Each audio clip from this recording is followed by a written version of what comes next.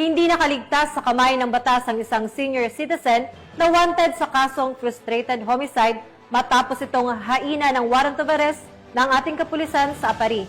Yan ang tinutukan ni Corporal Kelvin Paul Juan.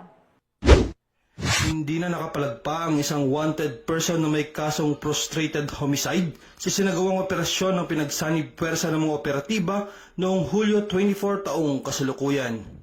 Ang suspect ay kinilala bilang si alias Gardo, 63 taong gulang, mangingisda at residente ng nasabing bayan. Naaresto si alias Gardo sa bisa ng warrant of arrest na may nakatalagang piyansa na nagkakahalaga ng 72 piso para sa kanyang pansamantalang kalayaan. Kasalukuyang nasa kusdiya na ngayon ng Apari Police Station ang suspect para sa tamang dokumentasyon bago i-turn over sa korteng kinauukulan.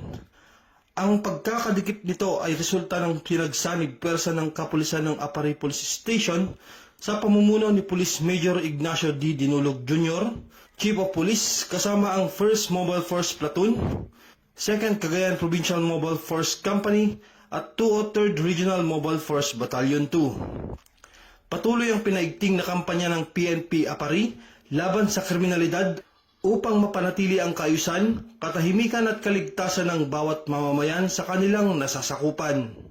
Mula dito sa Lambak ng Cagayan, ako po ang inyong Police News Network Correspondent, Police Corporal Kelvin Paul Juan, alagad ng batas, tagataguyod ng Balitang Pulis.